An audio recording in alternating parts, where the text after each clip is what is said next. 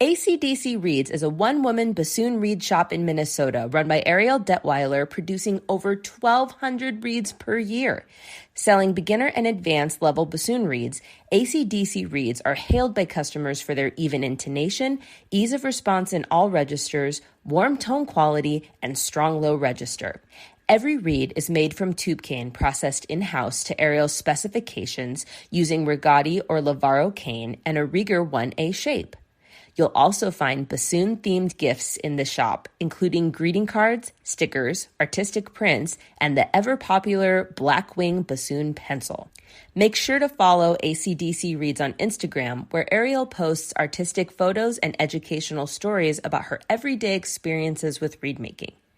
AC/DC Reads is proud to sponsor Double Reed Dish, sharing positive and uplifting interviews to inspire and connect the bassoon community around the world. Find AC/DC Reads at acdcreads.com or at retailers like Chemical City Double Reeds, Midwest Musical Imports, or Reed Supplies Canada. Try out AC/DC Reads today and let the reed do the work. Consider buying your processed oboe and bassoon cane from those friendly folks over at Barton Cane. Processed with care and precision for your everyday reed-making needs. Take the pain and injury out of reed-making by letting Barton Cane do the hard, repetitive, boring stuff. Free up time for practicing, happy hours, hikes, baking, and spending time with friends and family. Barton Cane, here for you. Visit www.bartoncane.com. Hi, I'm Galit Kaunitz. And I'm Jackie Wilson, and you're listening to Double Reed Dish, a podcast for oboists, bassoonists, and the people who love them.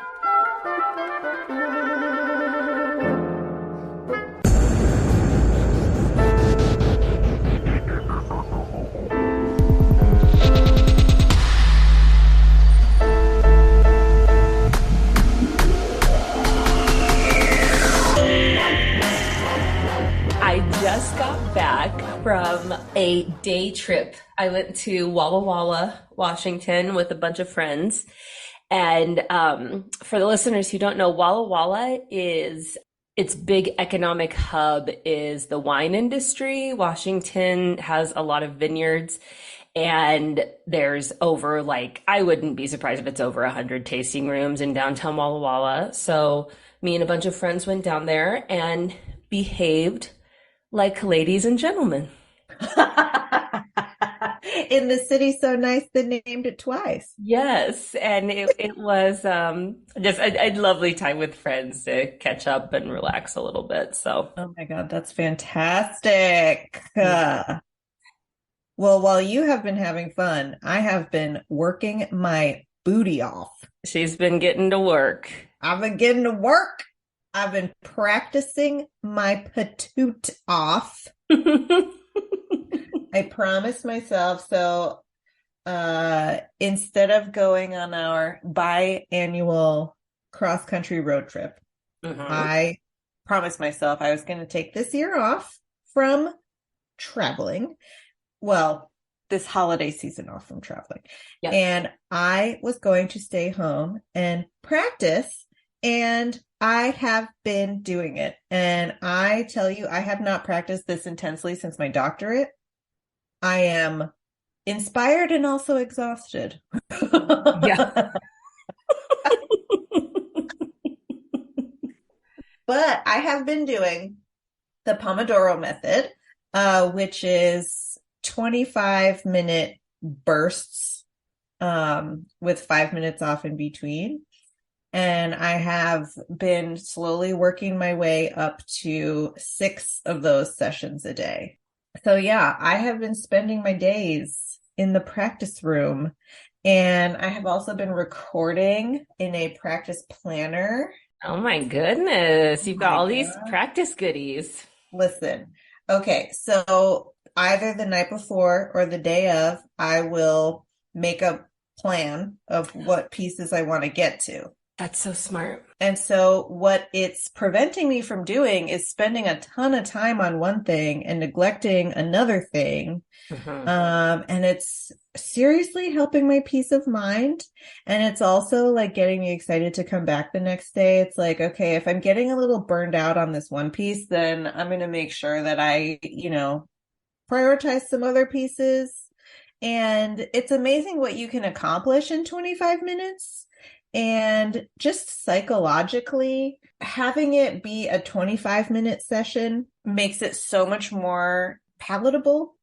Yeah, like manageable. Manageable. Yeah. Mhm. And I also really like, instead of counting the hours, instead of saying, okay, well, I got 3 hours in, it really, for some reason, makes me feel good to say I got 6 sessions in. Mm-hmm. So that's what I've been doing. And I have been so productive. So productive. It's been awesome. That's amazing. I am so happy for you. And I have to admit, I'm a little bit jealous. Because I remember, I forget when our dish about burnout was, maybe earlier in the year or late summer or something. But I remember when we talked about it, I was like, yeah, I'm not dealing with that so much right now. And just feeling kind of like that person in class who's like, I don't watch TV. Or like, oh, that sounds like a you problem. But if we were to record that dish now, I would have a lot to say because I'm officially feeling it. It has been a little bit laborious to hold myself accountable for practice, and I too have a lot of repertoire for next semester, and it's just feeling a little like, I don't know, partway insurmountable, partway like it's been a long stretch of, okay, get through this, and then immediately there's a big project waiting. Get through this, immediately a big piece, and it just kind of feels like I love my instrument, I love playing, but I just like want an actual break, and I know it's not going to come for another 17, 18 weeks or so. Mhm. And so I'm trying really hard. What I have been banking on is that in just a few days, I will fly to Tucson, Arizona for the Meg the Glee Bassoon Symposium. And both of the years that I attended that, the last one was virtual, it was the most rejuvenating, inspiring, uplifting musical experience I've ever had. And so I'm just keeping my fingers crossed that third time is also a charm. Oh, yeah.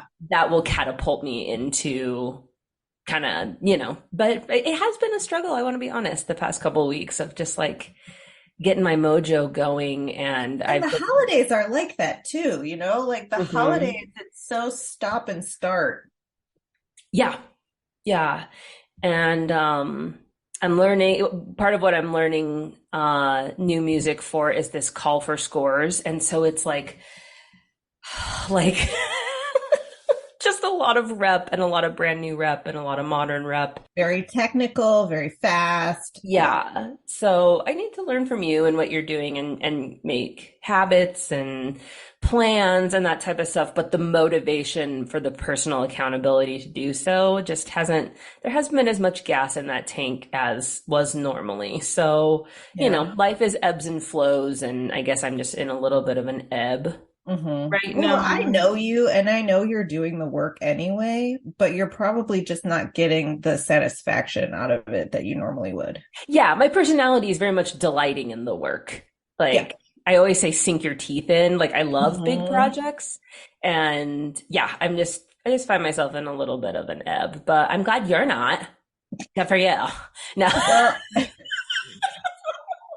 But I do love, one thing I love is the clean slate of a new year. And I am someone who totally buys into intention setting, resolutions. I love to do it at the new year. I love to do it at the start of a new semester.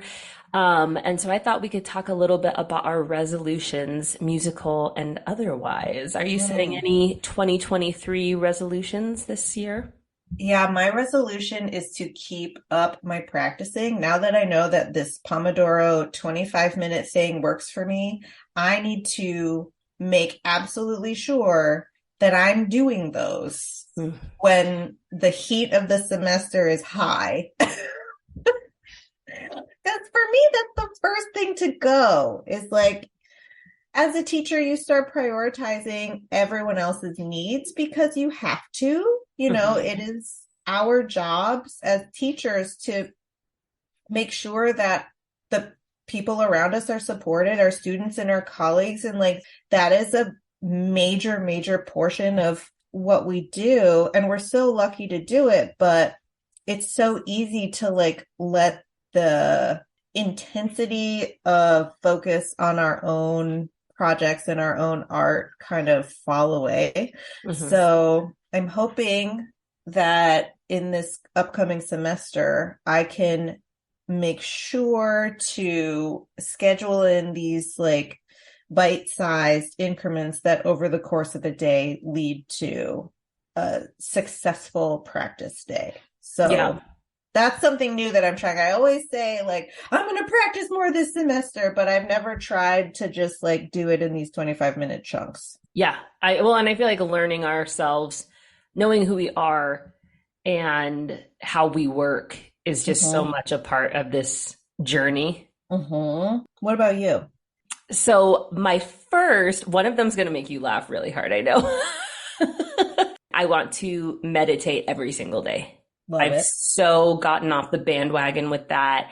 And it's when I'm at my best, when I'm regular with my practice, I perform my best, I react my best in everyday situations. So I have an app, and for personal accountability, I don't care if it's seen as performative. I think just every day I'm going to post on my story when I love it. I've done it. So Enneagram 1, I love it so much. Very typically me. My resolution is to read every book on my shelf that I have purchased, but not yet read a word of. Chris was like, so you're going to read 200 books this year? And one of them is The Artist's Way, which I know I spoke about on this podcast and was like, it's going to be so fabulous. And I'm going to do all the exercises and I just can't wait to report back. And I purchased it and I flipped through it and I went, isn't that lovely? And I put it on a shelf and I never thought about it again. And I have so many books that I just look at the spines and I go, yeah, I know exactly why I bought that book. Wonder what's inside. So. Okay, first of all, The Artist's Way, I got to about week 7. And in week 7, it was like, okay, now you're going to go back and read all of your morning pages that you've written. And I closed the book and I never cracked that spine open ever again. Fair. Maybe I'll do it maybe I'll save that one for the summer. It's a summer project. It's a summer project for sure. Yeah, maybe I'll do that. But yeah, I've got these books that I purchased about Maori people that I wanted to read before my trip. And yeah, just lots of good stuff. I know there's good stuff in there. I can't wait to read it. I've already made the financial investment, so I might as well, That's amazing. I'm excited about that resolution, even though it does elicit incredulous responses from everyone who knows me personally. But I'm going to prove y'all wrong, and I'm going to read these books. Well, our listeners have some amazing New Year's resolutions also. Yeah, we got a bunch of good stuff. Why don't you pick out a couple of your favorites to share? Okay. So Oliver says performing my first recital. And oh my goodness, that's so exciting, Oliver. You're going to kill it. Full disclosure, Oliver was one of my students at the University of Idaho while I was doing Javier's sabbatical replacement. So I can, oh my God, that's so sweet. Personally tell you that Oliver is a dedicated listener and also a very fine bassoonist and a very thoughtful young musician. So Oliver's going to give an awesome recital. Love it. Okay, we are absolutely going to massacre this listener's name. So I'm terribly sorry as a person whose name gets massacred on the regular. But Bodil says, not look at my phone while practicing. Do you have X-ray vision through the phone? And can you see me actively trying to not look at my phone while I'm practicing? Because I'm struggling, especially in like practice sessions number 5 and 6 of the day. When the mind's wandering a little bit, or I wonder what's happening on Instagram. Airplane mode can be your friend, because I just find that I get, like, if I get text messages the self-control to like not look at them or not respond, Impossible. or just silencing certain chats when you're going into the practice room. But yes, that Airplane is mode it a is. admirable resolution. And it's probably going to pay off in dividends. Absolutely. And then Brooke says, create a consistent practice schedule, perform more often, and learn how to stay inspired. That is so thoughtful and amazing. And what a great resolution, Brooke. Are you saying that because it's your exact resolution? Yes.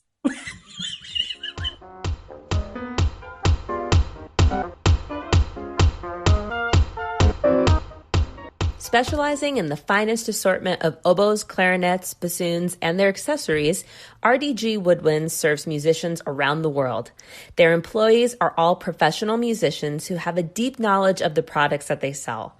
RDG's repair shop has an international reputation with a combined 100 plus years of service among the 5 repair technicians.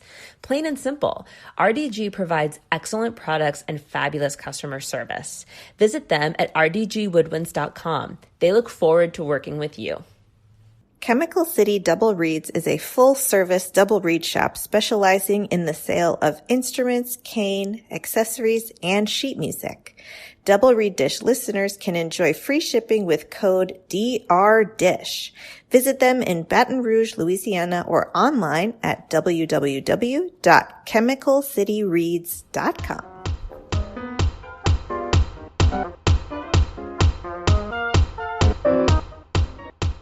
We are so happy to welcome to the podcast Ivy Ringel, principal bassoon of the Indianapolis Symphony Orchestra. Welcome, Ivy. Thanks for having me today. We love to start by asking our guests how they came to their instrument. So can you tell us your origin story with the bassoon? Well, I actually started music as a violinist, oddly enough. I started playing the violin when I was in elementary school. And then I went to a middle school without a strings program. And I played the clarinet for 3 months. And I absolutely hated it. Thought it was boring. Was going to quit playing the clarinet and just keep playing the violin. And then my band director at the time saw that I was bored and handed me a bassoon, and the rest is history. So, how did you go from being handed a bassoon to being a conservatory bound individual wanting to embark on a professional career? What happened in that space between? Well, I feel like I honestly came to pursuing music professionally pretty late as far as people go. I was just a band kid. I loved playing the bassoon. I liked practicing the bassoon, and I liked practicing the violin. I was definitely one of those music kids who had a hard time practicing.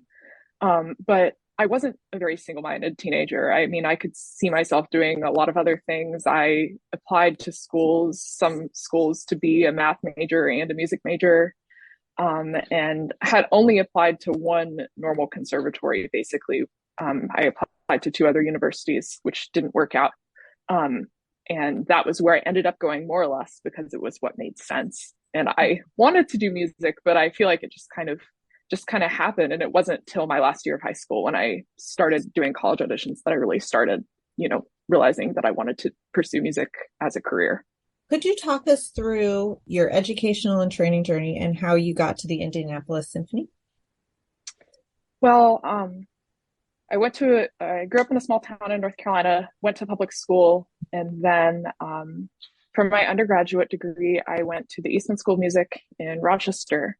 And that was a really formative experience for me because it was kind of the first time I'd ever been around a group of really devoted musicians as my peers. I didn't grow up around that really at all. And that being at Eastman and just really loving the environment that was so focused on music and on creativity and on sort of growing as a musician in a large scale sense, not just a bassoonist, I think really solidified my desire to, keep doing this professionally. And then after my undergraduate degree, I went to Rice for my master's. And then after finishing my master's degree at Rice, or actually kind of during my master's degree at Rice, I won a position as principal bassoon of the Atlanta Opera Orchestra. And I actually was flying back and forth my last semester between Atlanta and Houston to play productions in Atlanta and finish my degree in Houston. And I spent a year in Atlanta playing with the opera and freelancing everywhere. And I'm so lucky to have gotten to play with so many great orchestras in the Southeast in that year where I was freelancing. And then I briefly won a position as the principal bassoon of the Des Moines Metro Opera, which I played for one season. And then I got the job here in Indy right about the same time, and I've been here since. We want to dig into your professional career and auditions and all that fun stuff. But before we leave your student days, you are one of the winners of the Meg Quigley Vivaldi competition. And I would love to hear about that experience, especially your preparation. We have a lot of student listeners who are embarking on competitions and, kind of strategies and maybe what you learned for them to have context. Well, as far as preparation goes, because I could talk about the competition as its own experience separately, but we can save that for later. As far as preparation goes, I think the main thing that I focused on was not only learning the music, to a very high level to which I could be really comfortable despite nerves, despite travel, despite the competition itself being a new and unfamiliar experience, but also trying to figure out how I could be true to my own spin of the pieces, particularly because I think this is even more true now than it was in 2014.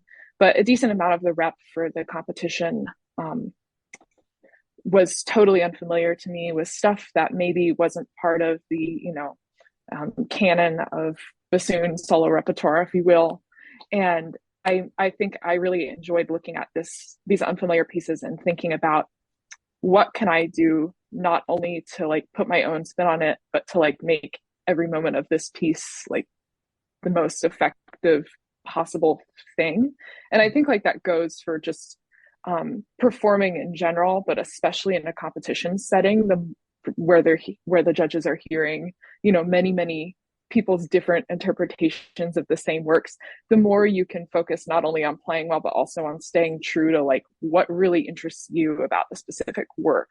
What are the moments that draw you in, and like, trying to capture those in your playing. I feel like that made a big difference for me, not only in, doing well, but feeling confident in my preparation. Okay, now we want to hear about your competition experience. Okay, well, so Meg Quigley really changed my life. When I won Meg Quigley, I was just in my second year of my undergraduate degree at Eastman. And it was the first time I'd really put myself out there. Like, I'd never taken a job audition. I think I'd applied to festivals one year and didn't get into any festival but one. And that was the one I went to. Shout out to Jeff Robinson for helping me prepare for the Meg Quigley competition at Chautauqua, my first year of college. He was amazingly supportive in that role. But the competition itself was just such an empowering experience. And I think particularly being around a community of, creative and like-minded female bassoonists, and having, never worked with a female teacher, like it was really a special experience. And I think it stuck with me going forward and made me feel more confident in my own abilities as a student and as a professional, I can say now a while later. And, I think that the work that Meg Quigley does is so unique, even amongst like all the instruments. Like, it really is a very, very special competition and now institution. So I'm curious about your strategy for auditioning when you are winning all these jobs. You seem young and fresh, and you're getting out there and just slaying all of these auditions. So I'm so curious to hear about your preparation process and what you value when it comes to auditioning. I feel like my preparation process has been the same since the first audition I've ever taken. And I was really fortunate as a student at Eastman to take a class that was like how to win an orchestral audition. I think literally was the name of the class. And it was just, it was, basically you had to prepare a fake audition off of a real list that was pulled out of some orchestras. But it was this whole system of looking at a calendar, like starting 8 weeks before the audition and just breaking down the repertoire into manageable day by day chunks. And that's more or less the approach that I've always taken. I've adapted it since working now with my job. There's less time to practice than there was when I was a student auditioning. But it's still kind of the same thing. I sort all the repertoire by difficulty and whether I know it. I just go through it using basically like I make spreadsheets. I'm a very analytical person on like sorting all the music by difficulty and familiarity, and I just stick to the plan. And I mean, I think the hardest part of it is like trusting that the plan will work. Particularly when there are days where you're like, all right, my schedule says I'm going to practice for 30 minutes today these excerpts, and then you're like, 30 minutes a day, can I really win an audition on 30 minutes a day? But like, I don't know. I think I guess that's what I would emphasize about audition preparation. Like the most important thing is to have a plan and to trust in your plan. It's more important than what the plan is. But it's so easy to look at all these giant lists that just get so overwhelmed. But the more auditions you take, the more you can parse it out, and you're like, oh, I've played Scheherazade before. Oh, I know the Marriage of Figaro pretty well. I need to clean those things like I always do, but it's manageable. It can feel less overwhelming just the more you can do it. So I feel like that's how I approach auditioning. I think I've just been fortunate to stumble across something that has worked for me and just keep doing it. And I think that's the most important thing, to just keep doing the work and to trust that the work and the practicing is going to be enough to help you play well. Can we hear the story of you winning your position with the Indianapolis Symphony? Tell us about that day. Let us live vicariously through your successes. I mean, honestly, I remember very insignificant things about that day, if you will. I don't remember much about the actual audition. I do remember there being not enough time between the semifinal and the final, and having to frankly find 8 to 5 minutes kind of thing between the two rounds. But I guess for me, the most memorable moment of the audition was when they announced the winner. They said something like, number one is the winner and number two is the runner up. And I'd been runner up at several other auditions. And I think I just forgot my number for a second and thought that I was candidate number two. And then for a minute, I was like, huh? And that was definitely a weird feeling after just announcing and having sat through a decent number of those announcements that more often than not didn't go my way. I just kind of had tuned out the announcement altogether.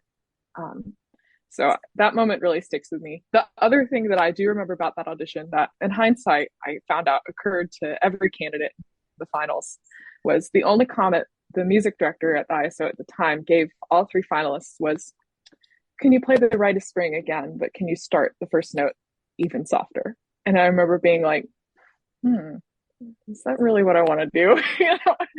But at the time deciding, well, this could go really well or really badly, but I might as well like give it a shot. I don't think I've ever been able to play a high C so soft again, but it worked out, and maybe that was why I won the audition.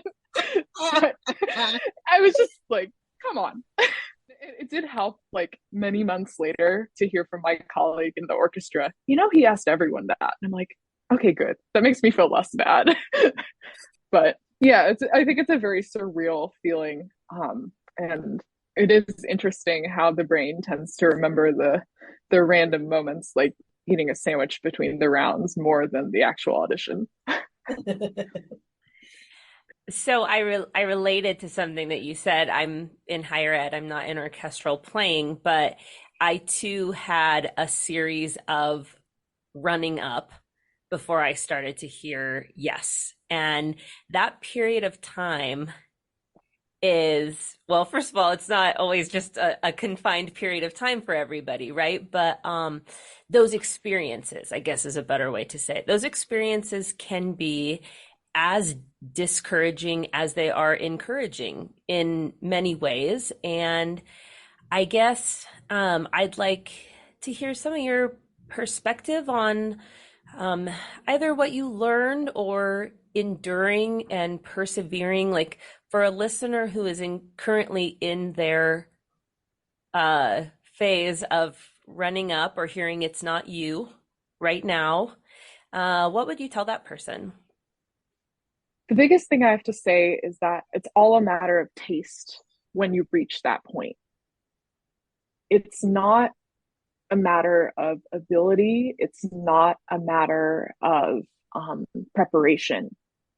Something that a teacher of mine said to me after a particularly hard audition where I was in the finals but did not win was you were chocolate and he was strawberry, and today they picked strawberry. Mm. And as much as like it's corny, it's true. It really is just a matter of, you know, what they're looking for. And the last thing you want is to compromise on what you're bringing to the table in order to try to fit some mold of what they're looking for that you don't even know what it is preemptively anyways. So what you're talking about is I would love to connect it to the role of failure in our careers because, you know, everyone always says, well, if you're going to get into music, then you're going to have to get okay with rejection. And, you know, but it just feels so bad in the moment that when you get rejected or you fail, you're like, I didn't sign up for this, but really we did. So um, I would love to hear you maybe expand on that answer and address the role of failure in achieving such an amazing accomplishment like winning this audition. Well, it's a really interesting thing what we've chosen being musicians, right? Because what we do with our careers is so personal in a way that like relatively few other professions capture. And I think that that's part of why failure and rejection that we experience in our musical careers is so devastating because it's like not only have you not gotten this job in, you know, our competitive and difficult field, you also are being told that like a part of who you are, you're playing, your artistry is not right or potentially even not good enough in one way or another. So to me, like, I guess the way that I cope with the inevitability of rejection and failure in what we do is to understand why the intensity of it makes a lot of sense because it really does at the end of the day. Like this is so personal. If we were, I don't know, working as a bank teller or something and didn't get called back for an interview, it would not be a identity crisis in the same way that not advancing to another round of an audition might be. But you did win this audition. And so now we want to hear about like, okay, so what is that like when it's like, okay, this is my gig. And then you know, walk into your concert hall and start doing this job. Like, was there, obviously you had worked, it sounds like you'd done quite a bit of opera playing. But was there any bit of a learning curve, or talk to us about embracing your role, your leadership role at this position? Oh, there was so much of a learning curve. Despite my work with the Atlanta Opera and the Des Moines Metro Opera, um, just playing every single week with the same players was both a luxury and a new challenge for me as far as a player, and also just having the stamina to, I don't know, have good reads all the time somehow, or to have the ability to kind of serve my role and be an effective colleague and leader, regardless of how I felt on a particular day, or regardless of if I had ever played that particular piece before, even though all my colleagues had played it 5 times and I've never played it. There was definitely a huge learning curve, and there still is a huge learning curve. I still feel like I'm getting used to this, particularly with with COVID. I still feel like I'm relatively new, despite having been with the ISO for 3 to 4 years now. Mm-hmm.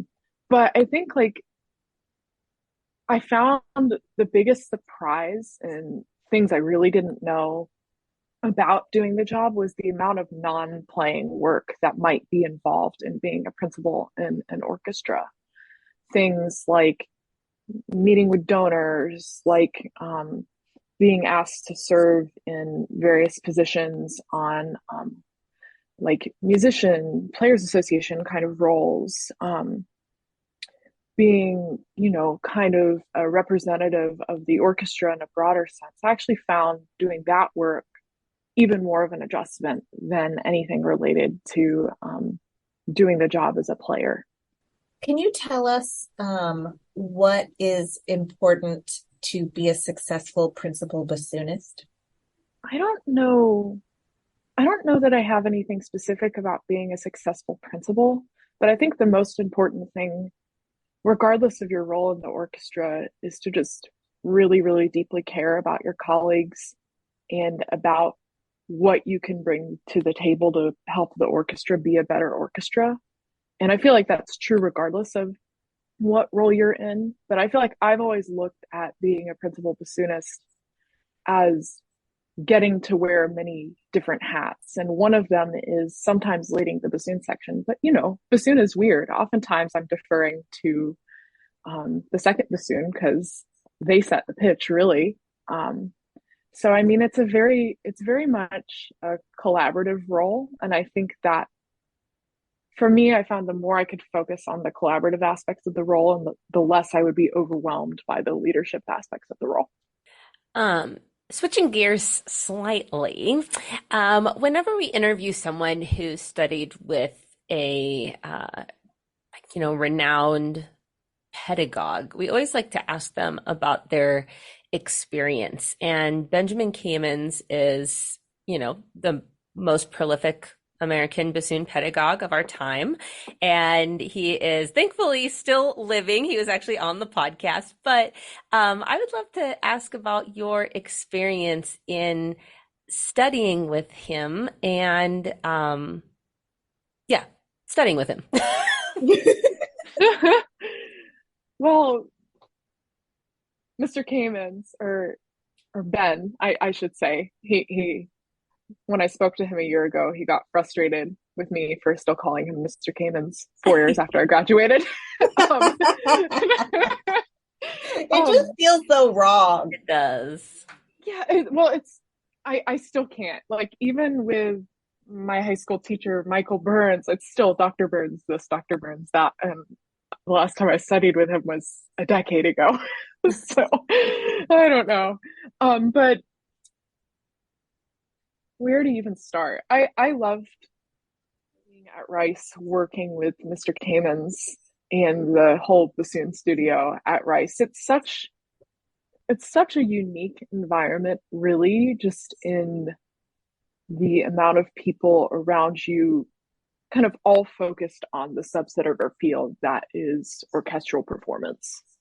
And I've already mentioned this. I'm a very analytical person. I, like making spreadsheets and stuff to organize my audition prep. I really thrived off of the strong structure that he has at Rice. I mean, he does a fundamentals class. He does like a kind of standard etude regimen with everyone.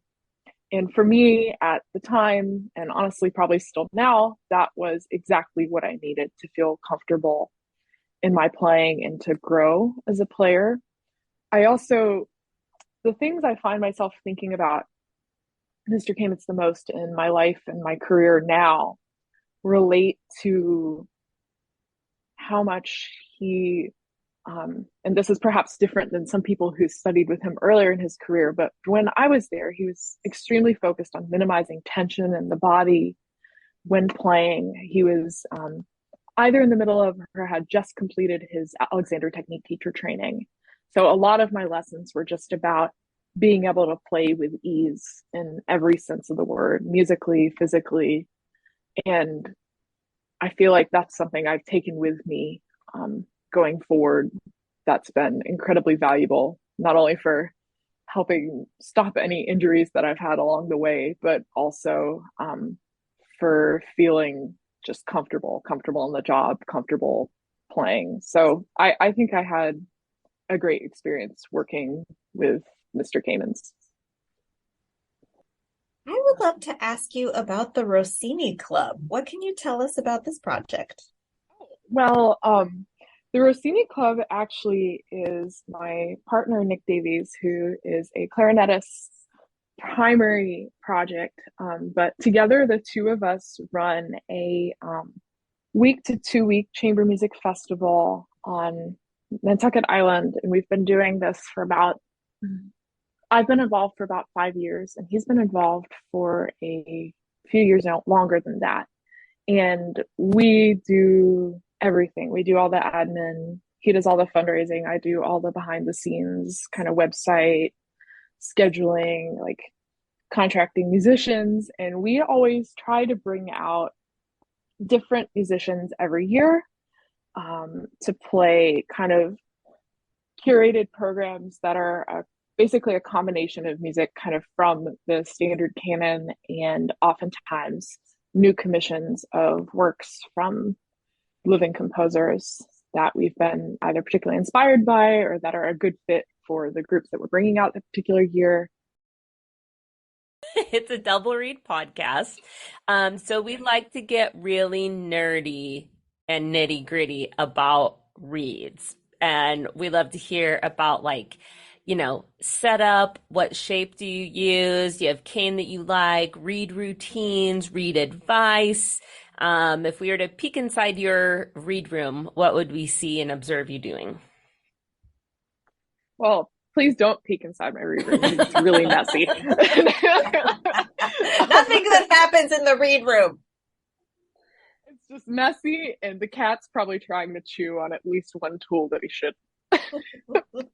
But my read approach is very much influenced by my time studying with Ben Kamens. I pretty much do Hertzberg everything, Hertzberg shape, single barrel Popkin profiler.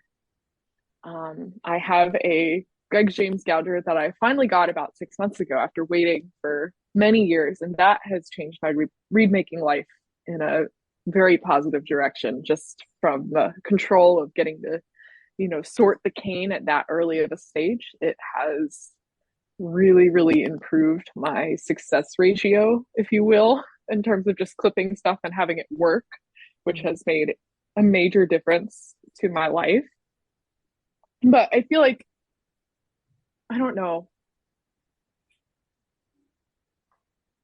with read making, I don't think of myself as a very good read maker, to be honest. And the first time I had to teach a read class, which I've only done a handful of times, I was incredibly nervous. And read making is one of those things that, I guess I have two things to say about it. The more I can think about it as a science rather than an art, like, the easier it is for me, because you really can realize that, like, it's really not much of it is guesswork. It's just you're working with this organic material to see if it will play. And sometimes it won't, because after all, you're trying to make a vegetable play music. Like, sometimes it's just not going to work. That's the quote card. That's it. We found it. I must say that I don't think that that's original. I'm pretty sure I've heard that from someone else, but it has always stuck with me. But I guess what I'm trying to say is I don't think I'm a very serious read maker. I think I just make a lot of reads, really a lot of reads. Like, try to make over 300 reeds a year, a lot of reeds, and enough of them work that I have reeds. And I just kind of the same as the audition. I just keep doing the work and trust that it's going to work. But I don't feel like maybe I have met certain players and certain people who seem to have it way more figured out from an efficiency perspective than I do. And I would definitely say to take advice from them over me. But I think reed making is one of those things that if you're not sure, if you just keep making reeds, if you just keep doing it, it does get better. It does you tend to sort of just figure out certain things with the handiwork, with the crafting. My dad is actually a carpenter, so I oftentimes will be sitting there scraping my little tiny pieces of wood, thinking of him like working on a table. And I'm like, really, this is just, it's kind of the same. And it's, I don't know, playing a double reed instrument is so funny, right? Because we have to be so skilled at the skill that has nothing to do with playing our instruments, really. Right. It does, of course, but it's really, it uses a totally different part of your brain. It uses a totally different set of body awareness and strengths and weaknesses. And I definitely feel like for me with reed making, I've just kind of had to accept that as long as I keep doing it, I'm going to be in decent shape, even though I'm not sure I'm ever going to feel like it really comes naturally to me. Can you tell us about your instrument and how it came into your life? Yeah, so my current bassoon came into my life in 2017, so 5 years ago. And prior to that, I was playing a Yamaha 821, and this is a funny story, so I have to share it. That I had purchased 3 years prior, right after winning the Meg Quigley competition from Kathy McLean. And 3 years later, right after I finally bought my Heckle bassoon, Kathy McLean called me and said, "Would you like to sell me my Yamaha back?" So I often just joke that I loaned a Yamaha from Kathy McLean for 3 years.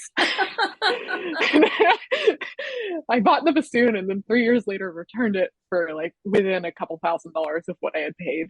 So it was just a loan. So it was funny how that worked out. But I found my bassoon actually after having given up on finding a Heckle bassoon that both I could afford and that I liked at least a couple times over the past few years. And it was definitely like my first round of trying Heckles, I think I tried around 15 bassoons, and either they had some major flaw or they were just wildly outside of what I could scrape together. And I didn't find anything. But this bassoon, my 12,000, which I bought in 2017, was the first instrument I tried, actually, this second round. And it just worked. And it really just felt right. And funnily enough, this bassoon was from an estate sale. And Paul Nordby here in Indianapolis was the person who was selling it. So now that I'm back here in Indy, it's like, oh, my bassoon is home again. Oh. So it's funny when I won the audition, I was like, hey, the bassoon's going back. I don't know what estate it came from, unfortunately. I haven't ever been able to find anything about it in the Heckle book. The only thing I've ever found about my bassoon specifically is that it was sold in Vienna, but it's very flat. It's pitched at like right at 440, if anything, even a little below. So I've never really understood this one. I don't know, must have been a very flat Viennese bassoonist who initially played it. I would love to know more about its story, but I don't, unfortunately. It was meant for you. Yeah, well, I'm lucky to have it, and I've been very happy with it since purchasing it. Can we hear a favorite memory from a past performance? Well, I guess probably the coolest performance I've ever played was playing Wozzeck with the Des Moines Metro Opera, which the stage is, it's really hard to describe, but it's like a circle and the pit is like in the middle. And there was this scene in Wozzeck where Wozzeck was like raised and lowered, like strapped in this chair in and out of the orchestra pit while we're playing this crazy music. And I just remember like looking up, and of course this pit had a ceiling, so it was because the stage was right on top of it, so it was incredibly loud, as you can imagine, playing Wozzeck in a pit with only a tiny hole to the stage. But I just remember seeing this chair raise and lower every night, being like, wow, this is so cool. Like, so I mean, that's probably one of my favorite memories. My other favorite memory, I think, probably has to be just some of the concerts that the Indianapolis Symphony played in 2021, kind of right after we got back from being out for over a year. Those were just really, unfortunately can't even remember the repertoire, but it was just really, really powerful to be back on stage with my colleagues making music again after like so long of just not being able to, play together and be in our hall at all. So, I mean, those concerts were very special too. It feels surreal to be back without masks and to be in crowds of people again. Oh, it really does. And I think it's definitely just like us as an orchestra, the musicians of the Indianapolis Symphony went through a lot and have, been affected negatively a great deal as a result of the pandemic. But I will say that there is, nothing more positive than to get to be back playing with everyone. Mm-hmm. So if you can believe it, we are at our closing question, which is, what advice do you give to a young musician who aspires to have a career like yours? I feel like I'm still a young musician myself, so I feel a little funny answering this question, not going to lie. But I guess the biggest thing, and this is not original advice, but this is something that Michael Burns said to me when I brought up in a lesson as a high school kid, wanting to be a musician myself. And I always thought it was really good. And he was just like, the first thing he said when I said that I wanted to do this professionally is he turned to me, gave me a very intense stare and said, "Do you like practicing?" And I said, "Yes." And he was like, "Right answer." And I think what he was getting at is basically, aspire to do this. It's all about enjoying the process, enjoying the work itself. I mean, doing this professionally, I feel so privileged to be in the role that I'm in. But I do think that enjoying the journey, or at least finding contentment in the time spent contemplating how you're going to play your scales that morning is really, really important if you're going to go into this career, because so much of the work is so often so solitary and so demanding mentally, and the really rewarding moments are incredible, but the typical day is a lot of practicing and making reads, and that's great too, but you have to be the kind of person who really likes that.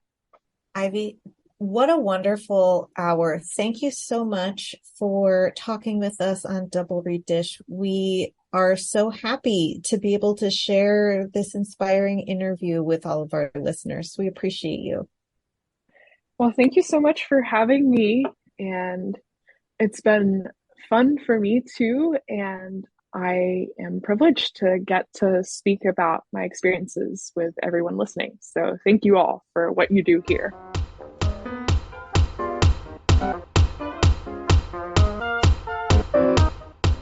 We hope you enjoyed that episode. We know you did. We hope you had a fabulous new year. We hope that your resolutions You're going to kill it.